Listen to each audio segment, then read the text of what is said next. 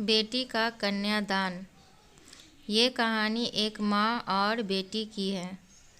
दोनों एक दूसरे से बहुत प्यार करती थीं। उस घर में केवल माता पिता और उनकी बेटी ही रहते थे। ये तीनों ही एक दूसरे का सहारा बनते थे। तीनों क्या, दो ही। ये इसलिए क्योंकि पिताजी हमेशा सुबह सुबह दफ्तर के लिए निकल जाते हैं और घर में केवल माँ और बेटी ही बचती थी। माँ बेटी पूरे दिन साथ में रहती, आपस में बातें करती और अपनी सारी बातें एक दूसरे के साथ बांटती थी। माँ की सारी बातें बेटी को पता होती थी। उसे वो हर जगह पता थी जहाँ माँ अपने जेवर, पैसे और बाकी के सारे सामान रखती थी। माँ को भी इससे बहुत आसानी होती थी। उन्हें चीज़ें भूलने की आदत थी, तो बेटी के होने से माँ को बहुत सहारा मिलता था। धीरे धीरे समय बीतता गया और बेटी बड़ी होने लगी।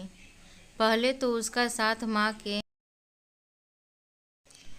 साथ थोड़ा कम हुआ। जब वह बड़ी कक्षा में पहुंची, वह पढ़ाई में मन लगाने लगी और माँ को थोड़ा कम समय देने लगी।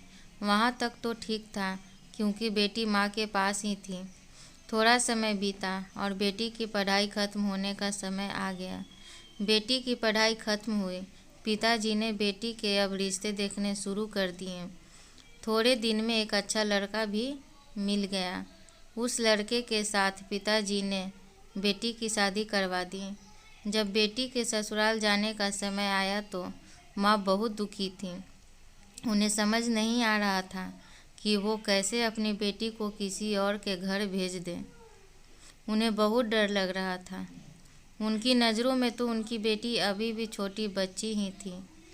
उन्होंने अपनी बेटी को ससुराल जाते समय समझाया कि अगर तुम्हें कोई तकलीफ़ हो तो मुझसे छुपाने की ज़रूरत नहीं, मुझे आकर बताना। कभी अन्याय मत सहना, हमेशा अन्याय के खिलाफ आवाज़ उठाना। माँ की ये सारी बातें सुनकर बेटी की आंखें भर आईं। वो माँ से कहने लगी, माँ आप चिंता मत करिए, मैं ठीक हूँ। आप अपना ख्याल रखिएगा और पिताजी का भी ध्यान रखिएगा। माँ बेटी दोनों एक दूसरे को देखकर रोने लगे। उन्हें समझ नहीं आ रहा था कि ये समय इतनी जल्दी क्यों आ गया। बेटी के जाने के बाद माँ अकेले बैठकर सोचती है कि अब मैं अपनी बातें किसे बताऊंगी। बेटी को ही माँ की हर चीज़ों की जगह याद थी। अब से उसे ये सब खुद याद रखना पड़ेगा। अब से कुछ भी पहले की तरह नहीं रहेगा। माँ कहती, बेटी की कन्यादान करना बहुत बड़ी बात है। जिसके पास बेटी होती है उसे पता होता है कि कन्यादान करते समय माँ अपनी सारी पूंजी दान कर देती है। उसकी सारी पूंजी उसकी बेटी ही होती है, जिसे वो एक दिन कन्यादान करके किसी और को दे देती है। तो दोस्तों, आज की छोटी सी कहानी कैसी लगी? कहानी अच्छी लगी हो तो प्लीज़ लाइक शेयर सब्सक्राइब करना ना भूलें।